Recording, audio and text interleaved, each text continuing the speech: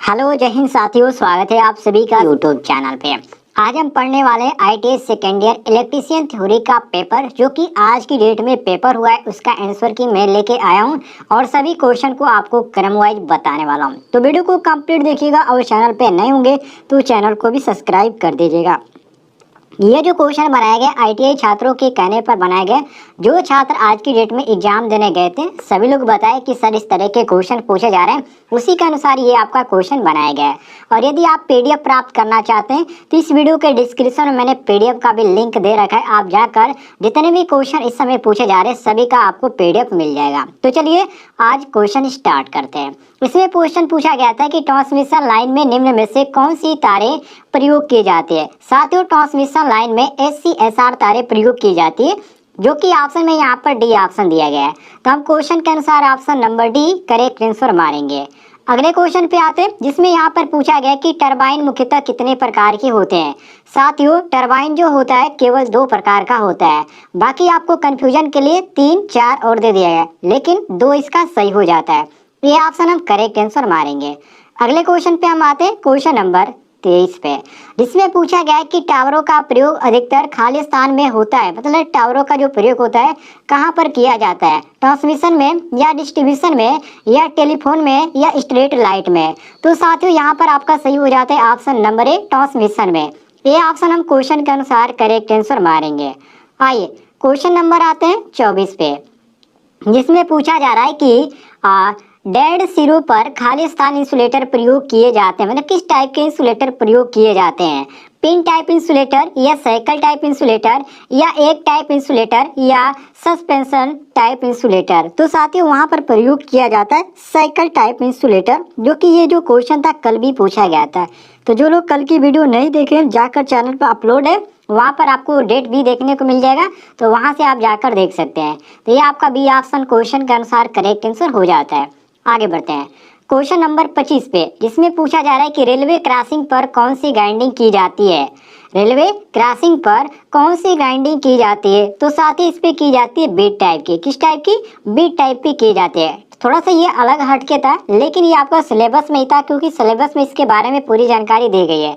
देखिए आपको कंफ्यूजन करने के लिए केजी टाइप दिया गया, बेड टाइप दिया गया और यहाँ पर आपका कैंडल टाइप दिया गया, लेकिन आपका बीट टाइप जो होता है ये करेक्ट आंसर हो जाता है। आइए क्वेश्चन नंबर आते हैं 26 पे, जिसमें यहाँ पर क्वेश्चन नंबर 26 में पूछा जा रहा है कि सप्लाई वोल्टेज में खाली स्थान प्रतिशत की छूट माने होती है। मतलब कितने प्रतिशत की छूटें माने होती है।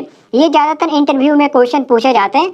जब आप जाएंगे किसी भी अप्रेंटिसशिप का फॉर्म भरते हैं, तो जो अप्रेंटिसशिप का फॉर्म आता है उसमें इंटरव्यू में थोड़ा बहुत ऐसे क्वेश्चन आपको जरूर पूछे जाते हैं। तो देखिए कॉलेज में जो इंटरव्यू हुआ था उसमें ये क्वेश्चन पूछा भी गया था, जो कि इंटरव्यूअर जो थे वो पूछे भी थे, लेकिन ऑप्शन उन्होंने नहीं दिया था, डायरेक्ट पूछा था। तो ये आपका सही हो जाता है, 5% मिला लीजिएगा। Option number D correct answer हो जाता है। आइए क्वेश्चन नंबर आते हैं 27 पे। यहाँ पर क्वेश्चन पूछा गया कि एच टाइप केबल निम्न में से खाली स्थान वोल्टेज के लिए प्रयोग किए जाते हैं। ये कितने वोल्टेज के लिए प्रयोग किए जाते हैं, किस टाइप के? एच टाइप के। तो एच टाइप के साथियों जो होता है 66 केवी तक के लिए प्रयोग की जाती है, जो कि यहाँ पर आपका सी ऑप्शन दिया गया है। तो हम क्वेश्चन के अनुसार सी ऑप्शन करेक्ट आंसर मारेंगे। अगले क्वेश्चन को देखते हैं, क्वेश्चन नंबर 28 को, जिसमें पूछा जा रहा है कि प्रकृति द्वारा प्राप्त ऊर्जा साधनों को खाली स्थान कहते हैं। प्राइमरी कहते हैं या सेकेंडरी कहते हैं या डीजल कहते हैं या थर्मल कहते हैं। तो साथियों इसको क्या बोला जाता है? इसको प्राइमरी बोला जाता है, जो कि ऑप्शन में आपका ए दिया गया है। तो हम क्वेश्चन के अनुसार ए ऑप्शन करेक्ट आंसर मारेंगे। अगले क्वेश्चन को देखते हैं, क्वेश्चन नंबर 30 को, जिसमें पूछा गया कि एनटीपीसी का पूर्ण अर्थ बताइए। जो एनटीपीसी होता है साथियों, इसका पूरा नाम पूछा गया है। जब आप ट्रांसमिशन लाइन पढ़ेंगे तो उसमें आपको देखने को मिल जाएगा। तो देखिए एनटीपीसी का पूरा नाम होता है नेशनल थर्मल पावर कॉर्पोरेशन, जो कि ऑप्शन में आपका सी मैच कर रहा है। तो हम क्वेश्चन के अनुसार सी ऑप्शन करेक्ट आंसर मारेंगे। अगले क्वेश्चन को देखते हैं, क्वेश्चन नंबर 31 को, जिसमें पूछा जा रहा है कि इनमें से क्या एक विद्युत वितरण प्रणाली है, जैसे कि रेडियल या रिंग या ग्रिड या उपयुक्त सभी। तो साथियों यहाँ पर आपका सही हो जाता है रेडियल भी और रिंग भी और ग्रिड भी, क्योंकि ये जो सभी है ये विद्युत वितरण की प्रणाली के अंतर्गत आता है। ठीक है, तो यहाँ पर हम मारेंगे ऑप्शन नंबर डी, क्वेश्चन के अनुसार बिल्कुल करेक्ट आंसर। आइए क्वेश्चन नंबर आते 32 पे, जिसमें पूछा जा रहा है कि बस बार की पत्तियां किस धातु की बनी होती है? साथियों, जो 10 बार की पत्तियां होती है वो किस चीज की बनाई जाती है? तो ये बनाई जाती है शुद्ध तांबा की और एल्युमिनियम की। ये दो चीजों की बनाई जाती है। तो हम मारेंगे option number D. Correct answer A व बी दोनों ऑप्शन हमारा क्या है? बिल्कुल सही हो जाता है। आगे देखते हैं क्वेश्चन नंबर 33 पे। ये थोड़ा सा लंबा क्वेश्चन था, मैं इसको जूम कर देता हूँ। ये देखिए, इसमें पूछा गया था साथियों कि 10 बार की पत्तियां अधिकतम कितने एम्पियर तक की क्षमता के लिए बनाई जाती है? तो दोस्तों, ये जो बनाई जाती है 200 से 400 तक एम्पियर तक की क्षमता के लिए बनाई जाती है। तो ऑप्शन नंबर डी हमारा करेक्ट आंसर हो जाता है क्वेश्चन के अनुसार। आगे देखते हैं क्वेश्चन नंबर 34 को, जिसमें पूछा जा रहा है कि किस प्रभाव के अंतर्गत आने वाले चालकों में धुंधली की बैगनी रंग की चमक उत्पन्न होती है? स्किन प्रभाव या फ्रीक्वेंसी, या यहाँ पर दिया गया है कोरोना और यहाँ पर दिया गया है चुंबक। तो साथियों, यहाँ पर आपका सही हो जाता है सी ऑप्शन, जिसको कोरोना के नाम से जाना जाता है। सी ऑप्शन हम करेक्ट आंसर मारेंगे।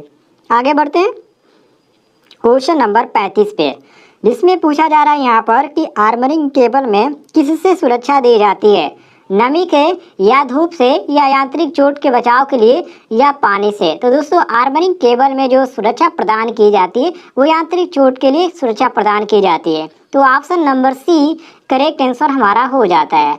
आगे बढ़ते हैं क्वेश्चन नंबर 36 पे, जिसमें यहाँ पर क्वेश्चन नंबर 36 में पूछा जा रहा है कि आसमानी बिजली से लाइन की सुरक्षा करने वाले उपकरण को क्या कहते हैं? ओवरहेड प्रणाली, या अंडरग्राउंड प्रणाली, या एक इंसुलेटर, या स्टे वायर? तो साथियों, यहाँ पर आपका सी सही हो जाता है, एक इंसुलेटर। ठीक है, जो एक इंसुलेटर होता है ये आपका करेक्ट आंसर हो जाता है। ये बिजली की सुरक्षा के लिए ये आपका उपकरण लगाया जाता है।